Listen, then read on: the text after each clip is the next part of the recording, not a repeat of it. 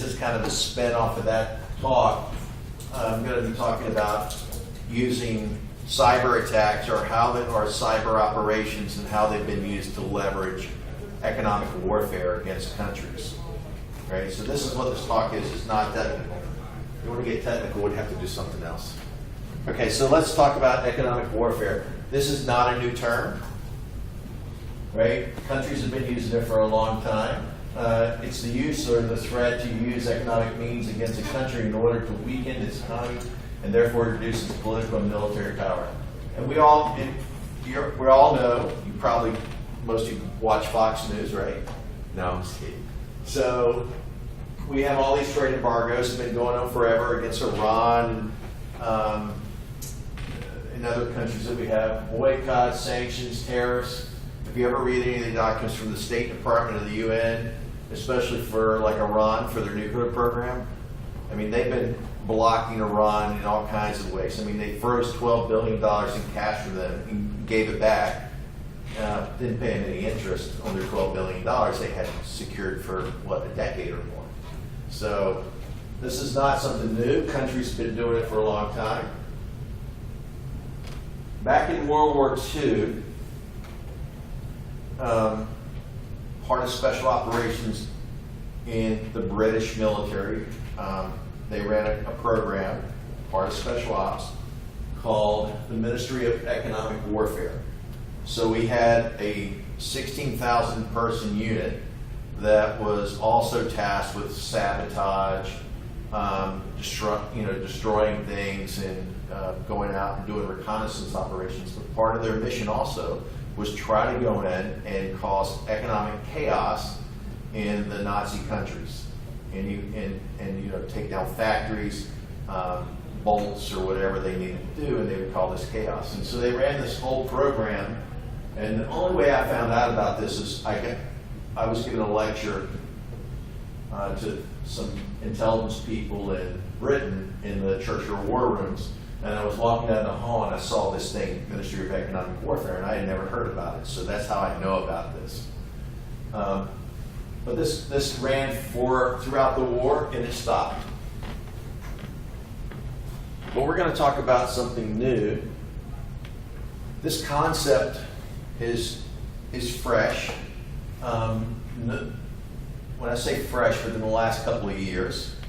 And the concept is called Cyberenabled Economic Warfare, CEEW. And this was from the Hoover Institute. It was one of the first papers that came out. 2 doctors at the Hoover Institute. They wrote an 18-page paper and a 42-page paper on this topic. There's been several other papers, but those are the best papers there are. So what it really is, if you talk about it, the key word here is warfare. We all know what warfare is. The modifier is cyber. We actually have economics. Another modifier, cyber is the weapon. The target is the economy, and the objective here is to win some type of war, whatever that war is.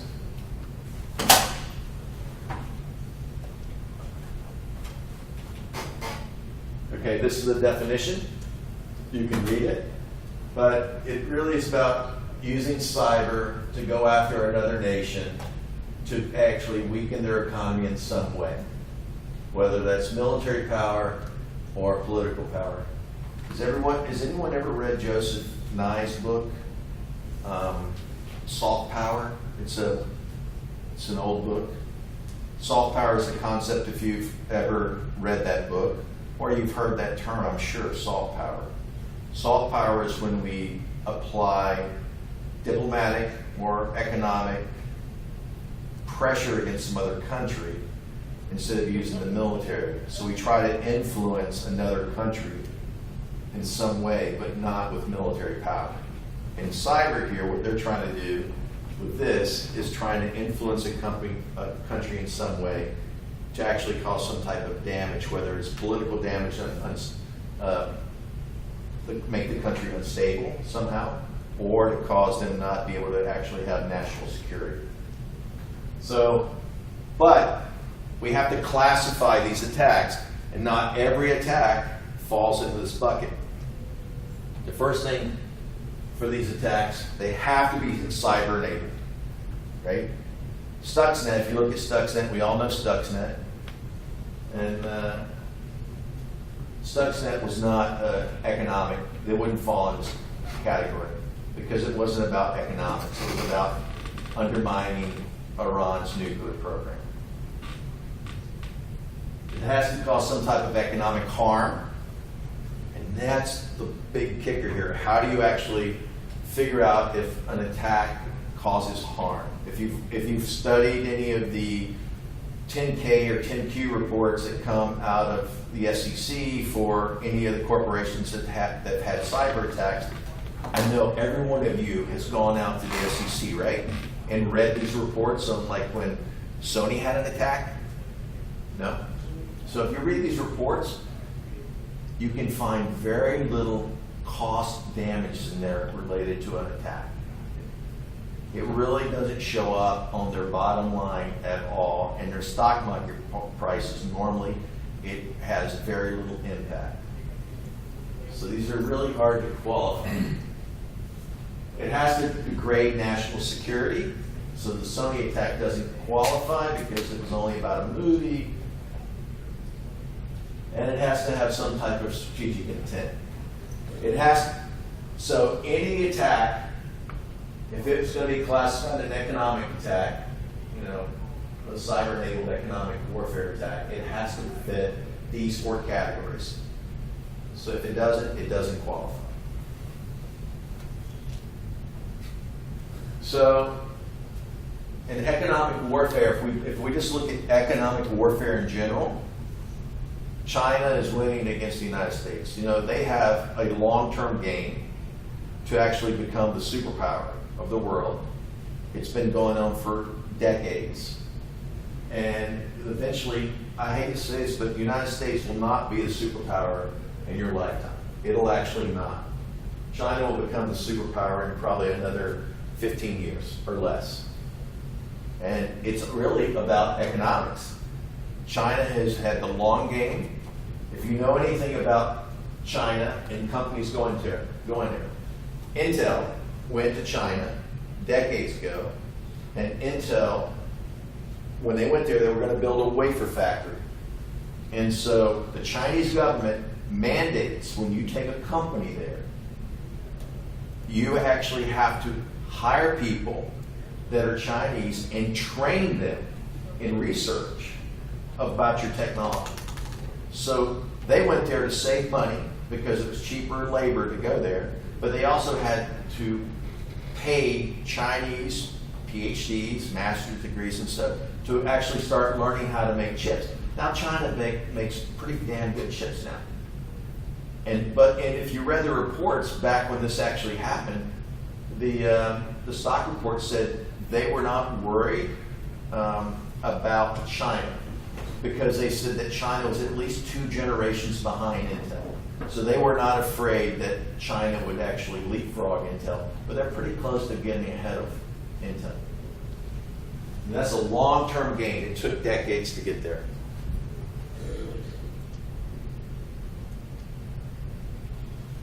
Okay.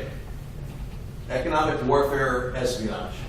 So I got dragged in one time to help this company. It was actually about their technology. For some reason, they were not getting purchased. Every other company around them was getting purchased for billions of dollars, but this one company wasn't getting purchased. So when I started digging into the company, I started finding out that the patent they had was, I looked at the patent they had, and then I looked at the patents related backwards to them, little pieces they took from other people. But then I found out that some of the employees that had worked there that left went off and took the stuff and created these new patents, but this company didn't even pay attention to it. And so the reason they were not getting purchased is because they had this better technology out here on this side.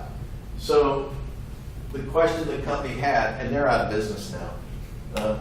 They blew through all their money and they couldn't make anything after, I think they got $168 million in investment and they went down the tubes.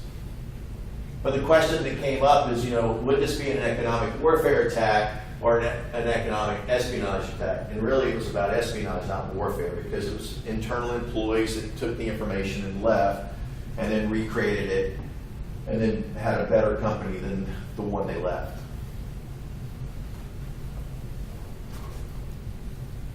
Okay, so we're going to talk about this program right here, the Joint Strike Fighter. Joint Strike Fighter is the most expensive military program in history. I mean, these planes have been going on for decades being built. They're being sold to our Five Eyes, so New Zealand, Australia, Canada, and UK, the United States. So it's part of the Five Eyes, that's what they call it. And so they've been sold there. And they still haven't been 100% filled yet. So, as you know, or may not know, the Joint Strike Fighter program has been compromised. I actually got told I can never go back to a defense conference again because I showed up at a defense conference and to give a lecture on collecting information from the internet and how to use it for espionage. And it was about the Joint Strike Fighter program. And so I had all this detailed information. I had where classified shipments of certain materials were coming from. I actually found FedEx shipping information where it was going. I actually knew where they were getting their armaments and bullets and everything for the system, some of their electronics. I also was able to find through the metadata and some of the documents that were out there that someone in the program was stealing documents and putting them on their iPod at the time, and they were putting it under a file called Aretha Franklin's Greatest Hits. And they were stealing these documents and putting them on there and taking them out and then bringing them back. It's like, come on. What was going on? So I got banned from the conference because I put all this out there, and Lockheed Martin now has a counterintelligence program because of it. They tried to sue me for it and everything else, and then I have a whole counterintelligence program. So this information is easily to obtain if you do any data mining. And let me tell you about data mining. So you want to know something about the Joint Strike Fighter program? Figure out every place the Joint Strike Fighter program exists. Then what you do is you go out and collect all the information from Lockheed and all the suppliers. It's all publicly available if you just look. You go look at the patent databases, and then after you get all that open source information, then you start going to the universities that are close to these facilities where these things are being built, because guaranteed the employees at Lockheed are going to universities and they're getting PhDs and master's degrees and writing papers, theses and dissertations on subjects that are interesting. And you collect all those masters and dissertations and you pull it together. Now you have a great picture of the Joint Strike Fighter program. Very detailed. And so the Chinese also had traditional spies that were in there. The Chinese also bought equipment that was at Goodwill and other places, and they stole laptops. And eventually they got enough information to build a fighter that is already proven and out the door that looks almost identical to the Joint Strike Fighter. Almost identical. So the United States spent tons of money, billions and billions of dollars to develop this fighter, and the Chinese walked right in, didn't have to do all the R&D. They got all this information and now built their own fighter. And they've done this over and over and over and over in the United States. That's why the Defense Industrial Base now has really strict cybersecurity requirements because they've been pillaged by the Chinese.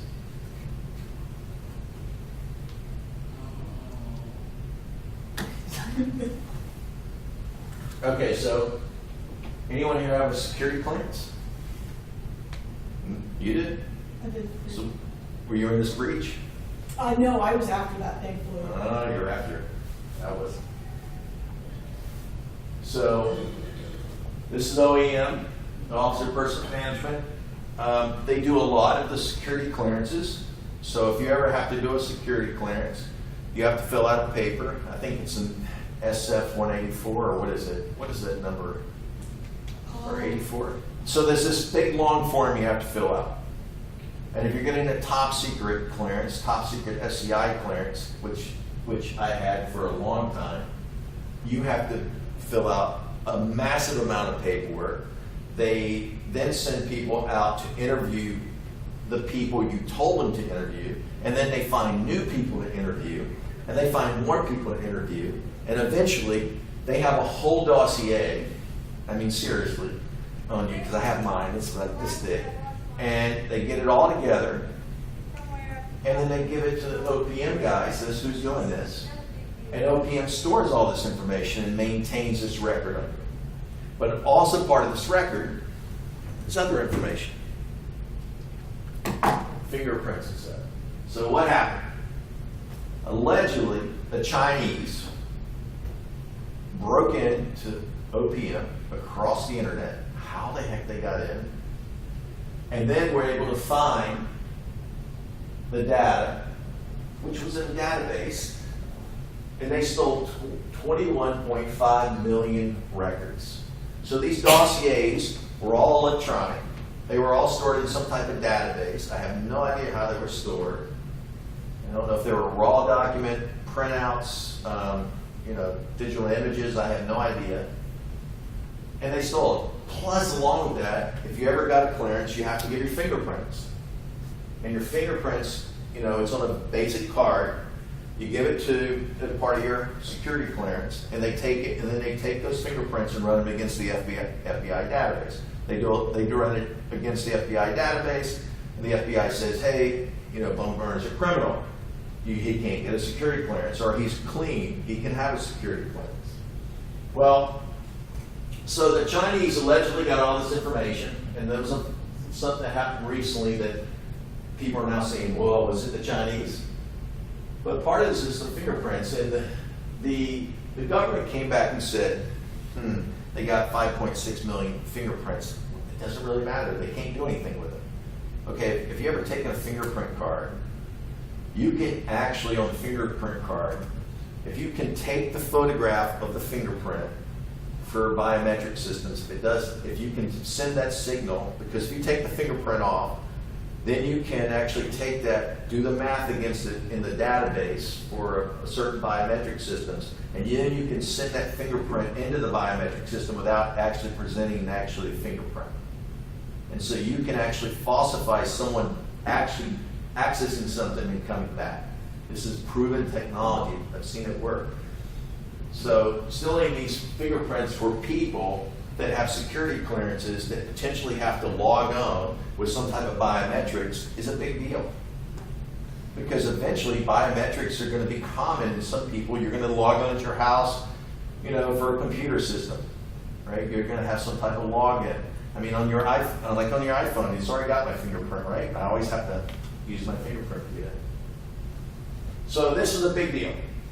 But one of the things that just came out recently was there was a malware writer that was allegedly tied to this that got caught writing malware, and he also had part of this data.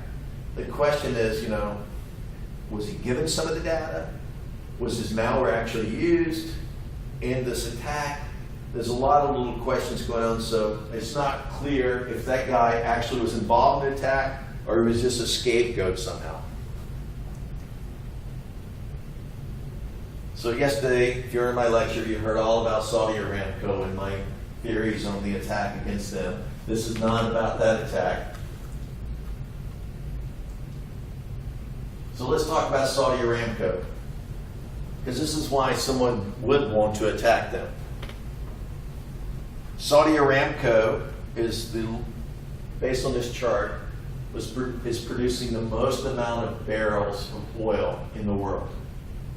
And the second up there you see is Gazprom. Who knows where that is?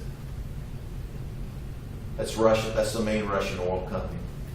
So Saudi Aramco is producing the most oil here. How do you think that this kingdom in Saudi is funded? Does anyone know? It's through oil. the country's revenue from Aramco, the oil company's Aramco, is 87% of Aramco's money goes to fund the kingdom. And and if you've ever been to these areas, I mean, I've seen more Rolls Royces driving down the streets and it parked at, places. It's unbelievable. I even met a guy there who went out and bought a sports car, a well-off guy, bought a sports car, drove it off the lot, and saw someone else with the same sports car, and he took his car back because he couldn't have the same car as someone else in the country. This is how this works. So, but 87% of the country is funded through oil.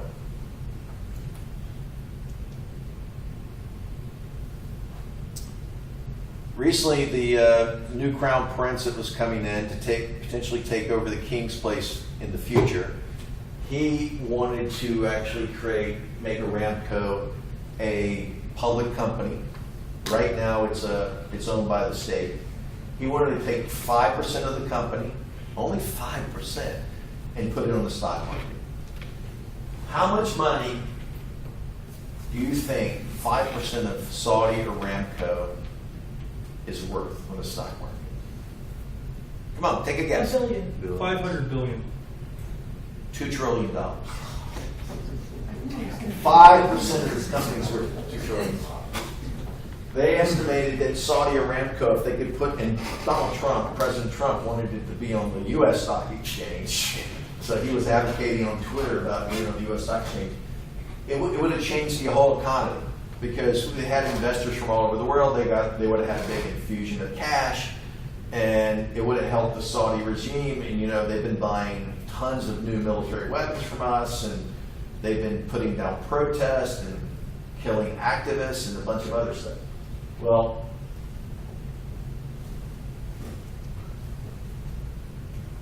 not too long ago, Saudi Aramco has now been attacked twice. And you heard yesterday, I don't believe Iran did the first attack. Recently, they had a new attack against them. Because if Saudi Aramco goes down, the oil revenue that they have, they lose it for whatever, how long they're down. So if they can physically destroy equipment in these oil fields or in the refinement centers, the actual revenue for the country drops. Because they make this company makes billions and billions a day. I mean, it just prints, it really pours cash out. So, of course, people are saying it's Iran. This happened, in 2017. Now they're saying it's Iran, it's Iran. Everything's about Iran. It's unclear if this was Iran trying to take down the oil. It could have been anyone else. It could have been Russia wanting to take it down to become a leader in that area. It could be Iran. But the key here is that Saudi Aramco is a huge target that people are going to continue to go after. And what they're trying to do is not, damage the oil company per se. They're trying to damage the Saudi lifestyle. They're trying to damage the regime that's currently there and try to do some type of replacement, because there are people in Saudi right now that says the country's too moderate because now they're allowing women to drive, and they want to go back to where women aren't driving, where women are wearing more traditional Islam, Muslim type clothes, more burqas and face shields and stuff. And they want to get back to a more harsh Islam. And that's what's going on in the country. They're having this dual fight right now.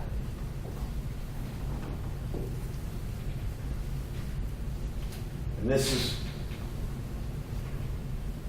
whoever uses the advanced operators on Google. All right. So right here, I wanted to know, based on the slide that's before this, it told me what type of product was attacked, what type of ICS product was attacked. So I went out and just did a quick LinkedIn search for that type of product, Saudi Aramco. I didn't want malware because people post articles online and they post stuff on LinkedIn. They post articles or little blog entries, or they post something So I've been malware, cyber attack included. I had thousands of employees in the company that are there. So if you were going to target this, potentially they could have been some of the targets that were actually, phished to get into the systems. This is the way you actually, if you ever want to write malware, I'm not advocating you do, and you want to target a company, LinkedIn is your friend. LinkedIn will give you so much information. When I was doing the counter thing against Lockheed Martin, I built a large profile of individuals through LinkedIn, and that's how I figured out some of the relationships that were under the radar from LinkedIn. Because people don't care. They'll talk to anyone on LinkedIn. Of course, we got Iran. We've had sanctions. Then the sanctions were kind of lifted. We gave some money back to them. Now President Trump has thrown that agreement out the door that President Obama had worked on. Now Trump is working hard to put sanctions back on them. But the biggest piece that President Trump has done, that he wants done, is SWIFT. Does anyone know about SWIFT? It's basically a really easy way for international banks to trade money with each other. That's right. It's a private organization, and it's, I think, 2,500 banks are in the thing. It's insane. It's It is. It is insane. This is how banks move money between each other. So President Trump has requested that SWIFT, which is a private organization, remove Iran from the international banking system. And right now there's a court case going on because if Iran got removed from the international banking system, that country can't do any trade and move any money around the world. They can't take money for their oil that they still sell, right? They sell their oil, just not to Europe. I mean, China will buy their oil, Korea will buy their oil, North Korea that is. Don't we? No, we don't get a lot of oil from Iran. We get nothing. Oh, sorry. This is oil. I was supposed to. Yeah, so so it's been blacklisted, but they were selling dark freighters that would fill oil tankers up, pull them out to sea, and China would come up and suck all the oil out at sea, and then pay them, and they'd take the ship back. That's when they were really restricted about selling oil. They also would go through the Suez Canal and go over to Sudan and give the oil away in Sudan. And if you know anything about China and Sudan and Darfur, China is one of the main reasons that Sudan or Darfur happened, because China went in because southern Sudan, which is now northern and southern Sudan, but Sudan has a large crude and oil reserve, and so China built all the pipelines up through there, and that caused a lot of chaos between the two factions. One was very rich and one was very poor, and it caused Darfur. And China, that was the first place they had peacekeepers. I'm getting off track to give you all the history of all these countries. State-sponsored cyber attacks. The first state-sponsored cyber attack allegedly was the one against Estonia. If you've ever been there, it's a beautiful country. I've been there several times. I wrote their first national cyber exercise. I developed their first exercise and ran it for the government. And the thing that impressed me there, and we can do it in the U.S., but this was a long time. They just pull their car up on the side of the street, anywhere, and pull out their phone, hit a key, and they park it. And I was like, oh my God, you can park a car anywhere? And they have to pay for it with their phone. And they can unpark it, park it, it gets billed to their cell phone. When they get a cell phone, we go get a cell phone to T-Mobile, AT&T, etc. We just get the cell phone. But their cell phones have 2 levels of encryption put on it. So they can use their cell phone for banking with level 1 encryption, or medical records. For voting, they have a level 2 encryption for voting, which is higher. It's built into the phone. They're required by law to put it in the phone.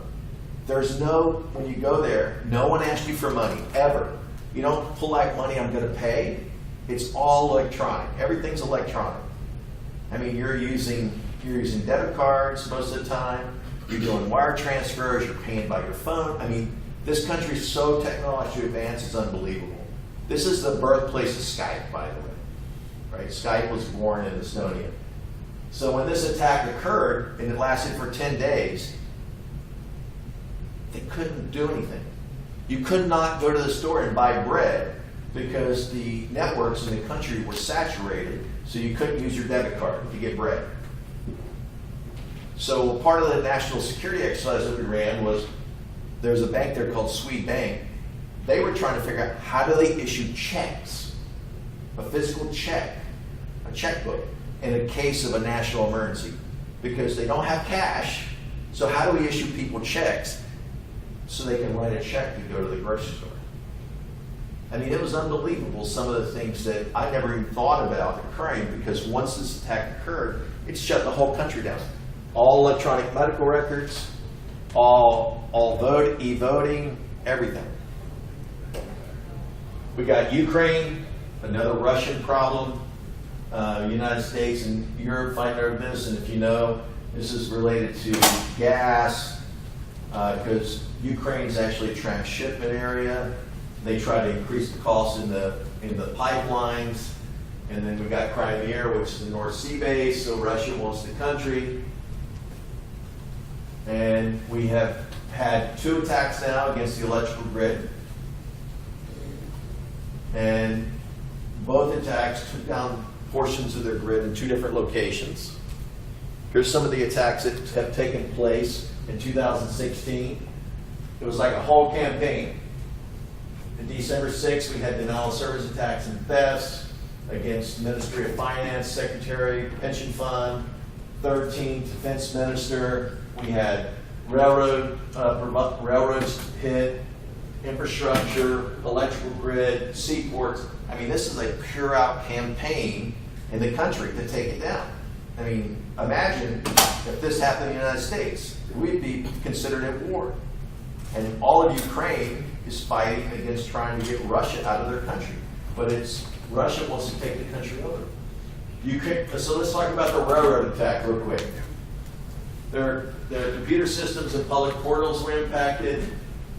All the passenger PII was taken, travel history, payment information, freight management systems that worked completely automated.